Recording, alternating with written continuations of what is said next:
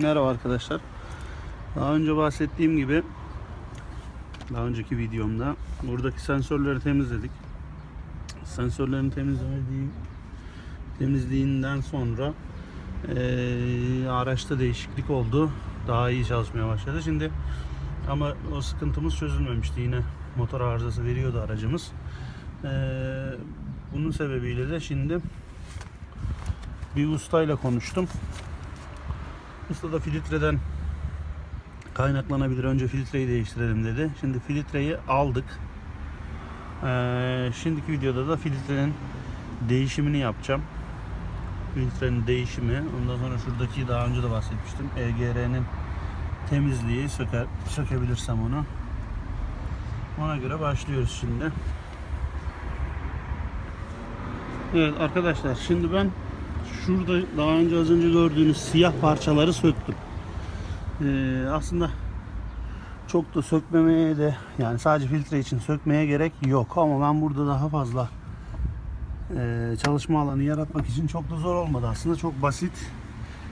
İki parça o. Önce bu sileceklerin üzerindeki vidaları, somunları söküyoruz. 2 tane söktükten sonra silecekler şurada, göstereyim. Şu şekilde bir durumu var. Onu da sağa sola şöyle biraz kuvvetle sıkışmıştı. Şöyle güçlü bir şekilde sağa sola, yukarı aşağı yaparak hareket ettirdikten sonra çekince çıkıyor kolaylıkla. Bu parçada yok, vida yok, ama şu parçada bu ucunda bir de öbür ucunda 2 tane vida var. Bu vidalar da şu şekilde. Şunlar sileceklerden çıkan, üstünde de plastiği var. Şöyle plastik kapağı var. Bilmeyenler için iyice anlatayım ki sıkıntı olmasın. Çok basit. Şöyle bir plastik kapak. Bu plastik kapağı elinizde şöyle çevirerek çekince çıkıyor. Bu kapaklar bu somunların üzerinde şöyle. Sonra bu somunları söküyorsunuz. Ondan sonra silecek kolunu kanırtarak biraz hafif zorlayarak, çok fazla zorlamanıza gerek yok, rahatlıkla çıkıyor. O bahsettiğim şu plastiğin iki ucundaki de bu şekilde bir vida. Ford'ların hepsinde aynı uçla, Ford'un her yerinde aynı uçlu olan, plastiği tutturdukları şöyle ağzı tork olan vida kolaylıkla çıkıyor. Ondan sonra ilk baştaki, yani üstteki plastik, bunun da şuralarında, şurada bir yaklaşık 5-6 tane, belki 7-8 tane böyle bir var, tırnak. Bu sadece geçme. Bunları önce söküyorsun. Alt ve üst ikisini birbirine birleştiriyor. Onu da nasıl söküyorsun? Şöyle bir karga burunla çekerek, eldiven giyin mutlaka, kendinize zarar vermesin, çekerek sökülüyor. Şimdi durum bu. Bu şekilde söküldükten sonra çok daha geniş bir alan yaratmış oluyor burada. Daha önce bu fren hidroliğini koyarken bir sıkıntı yaşamıştım. Onu şırıngayla koymuştum. Burayı kapattığı için. Bu kadar sökmeye gerek yok aslında bir hidrolik için, ama şırınga işimi görmüştü o dönemde. Ama böyle geniş bir alanın olması da şimdiki durumumda iyi oldu. Şimdi size filtreyi nasıl sökeceğimi göstereyim. Bir tane burada, bir tane burada, 3 tane vidası var. Bir tane soket var. Soketi çıkarıyoruz.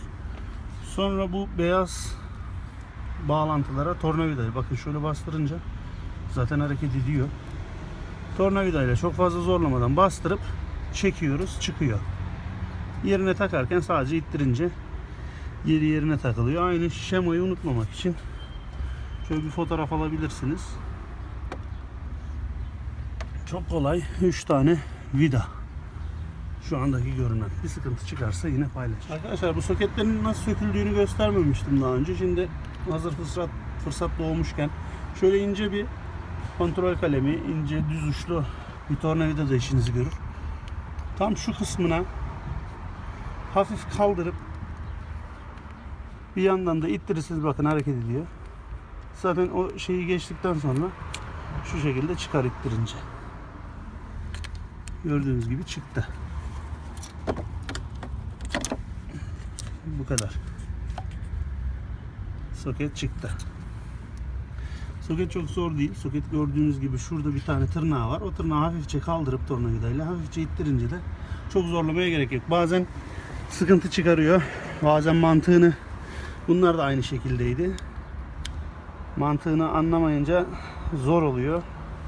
Bakın tırnağı kaldırdım. Şimdi bastırınca çıktı. Kolaylıkla.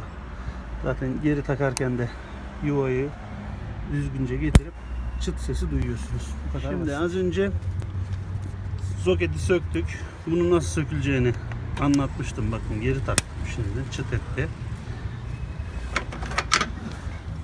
Tornavidayı şuraya bastırıyoruz. Bastırıp hop, tornavida gitti. Bastırıp çekiyoruz. Bastırıp çekince bu şekilde çıkıyor. Çok zorlamaya gerek yok. Ondan sonra şu vidalarını söktüğümüz parça, dıştaki siyah parçaya bu kablolar ve şeyler bağlı, gördüğünüz gibi hareket ettiriyorum. Yakıt şeyleri. Bunu şu şekilde yerinden oynattıktan sonra şöyle kenara kaydırırsanız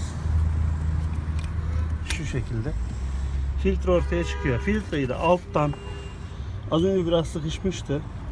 Biraz şöyle oynatıp da alt taraftan şu şekilde aldık filtreyi. İçi mazot dolu.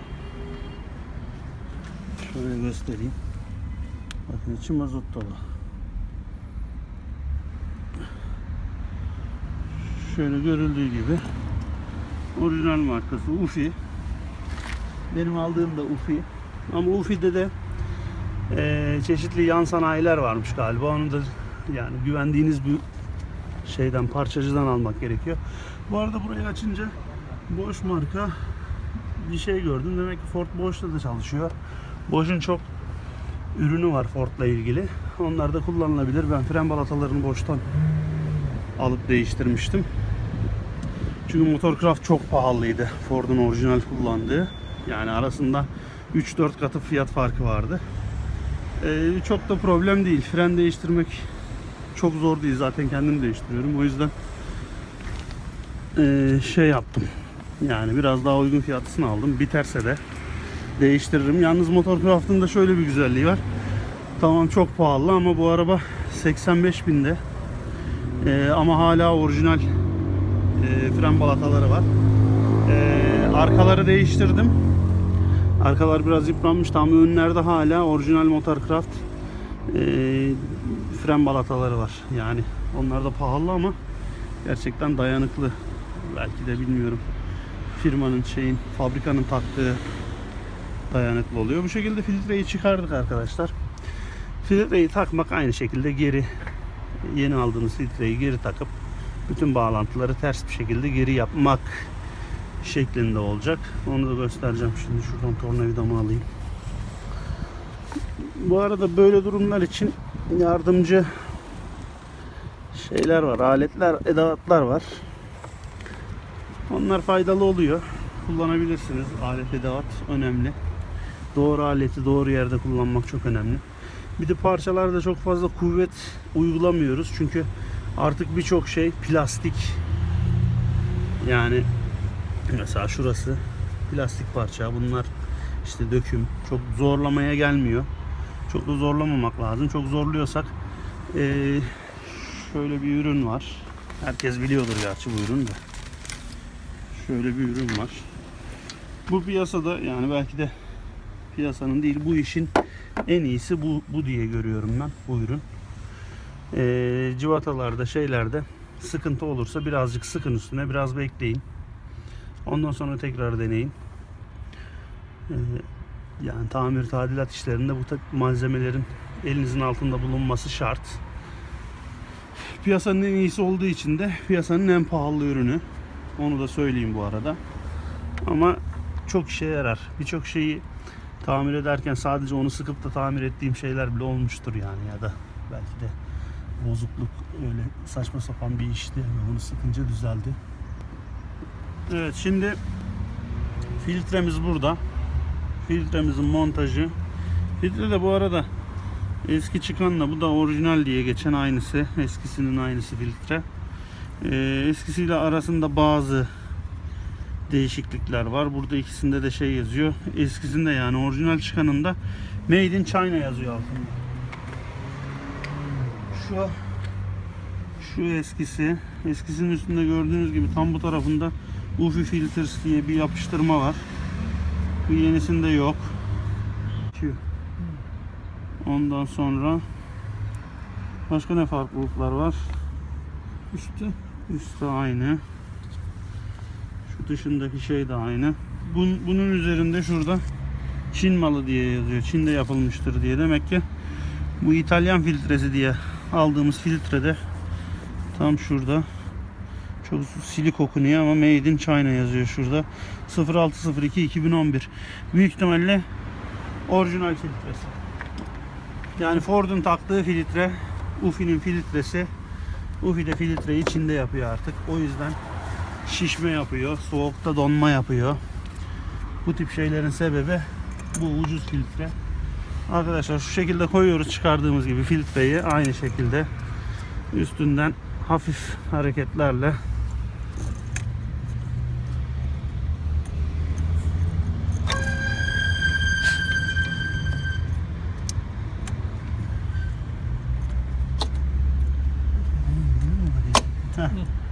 oturmaya yönü varmış bu arada. Şu tırnaklara göre bakıp, şu plastik parçada, filtrenin üstündeki plastik parçadaki tırnaklara göre bakıp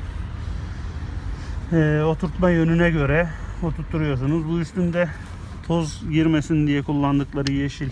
Bunda yeşil çıktı. Şeyleri söküp plastik parçaları. Ondan sonra şurada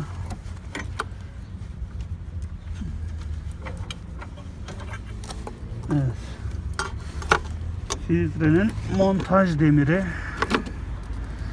EGR ile de uğraştığımız için o tarafa atmıştık, elimizin altında olmasın diye. Geri getirmek biraz zor oldu. Neyse. Şu şekilde üstünde soketi. Soketten önce EGR'nin de soketini takalım. Şuradan şu taraf.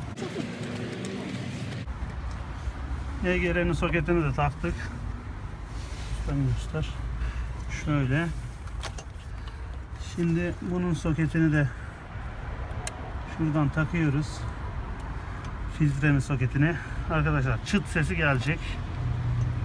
Evet, bundan gelmedi ama şuradan oturduğunu görüyorum. Sıkıntı yok. Şimdi şöyle bir durum var. Biliyorsunuz bilmiyorum. Dizel araçların filtre, yani mazot yakıtla ilgili şeyinde, motorda mesela yakıt biterse, ondan sonra ya da böyle filtre değiştirirseniz ya da yakıtla ilgili bir işiniz olursa, yakıt hattında hava kalırsa araba çalışmaz. Hani ben bunu taktım, bu soketi taktım, bunu da taktım, çat kapattım, açtım marşa, çalışmadı. Uzun süre uğraşırsınız, çalışmayabilir. Çalışmamasının sebebi hatta hava olması. Yani mazot hattında hava olursa hava sebebiyle araç çalışmaz. Dizel araçlar hava ile ilgili sıkıntı olabilir. Havayı almak gerekir. Bu havada nasıl alınır? Ördek diye bir malzeme var. İsmi ördek. Vak diye geçiyor İngilizcesi. Bu vaktan alırsınız, havasını alırsınız. Bazı araçlarda üzerinde bulunur, hat üzerinde. Ford bunu bazı modellerinde var, bazı modellerinde yok. Normalde şurada olması gereken vak dediğimiz şey şöyle pompa gibi. Ucunda da şeffaf bir hortum olan, yakıtın geldiğini gördüğünüz, havasını aldığınız, üstünde valfi olan bir şey. Bunları Ford'un buraya bırakmasının sebebi bunlardan hava alma. Bu talimata göre okursanız ya yeşilden ya beyazdan. Şimdi çok iyi hatırlamıyorum ama hatta bakarsam çıkarabilirim. Yeşilden havası alınabiliyor. Hat en azından öyle gösteriyor. Yani bunları sökünce yine buradan bastırarak çıkıyor. Buraya bir hortum takarak normal mazot çeker gibi depodan çekerek ya da o vaktan bulursanız şöyle pompalı bir şey o. O daha kolay olur tabii. Bu iş için üretilmiş bir şey. Hattın havası alınır. Şimdi bunun üzerindeki bu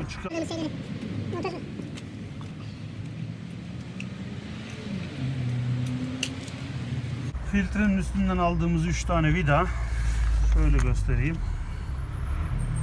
3 vidayı, 3 tane vidanın montajını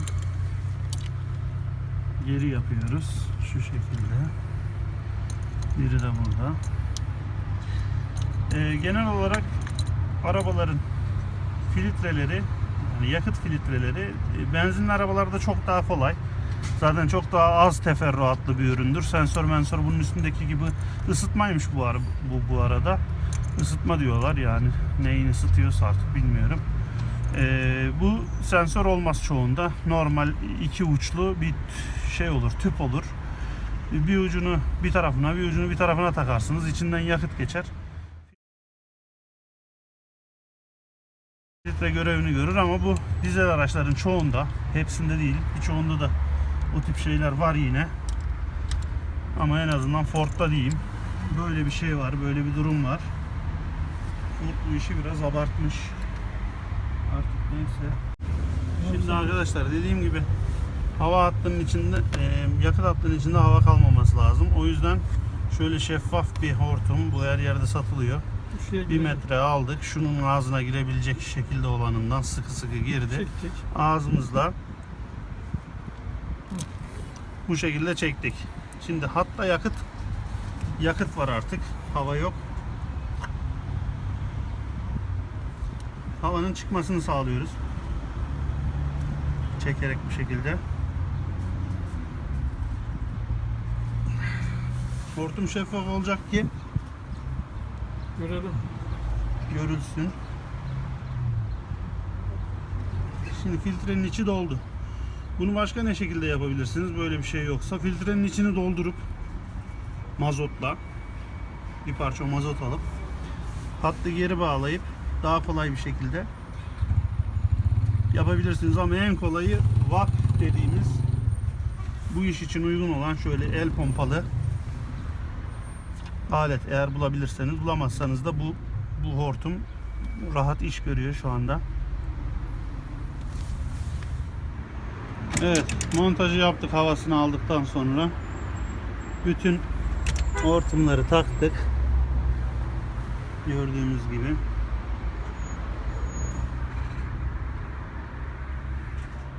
Bas.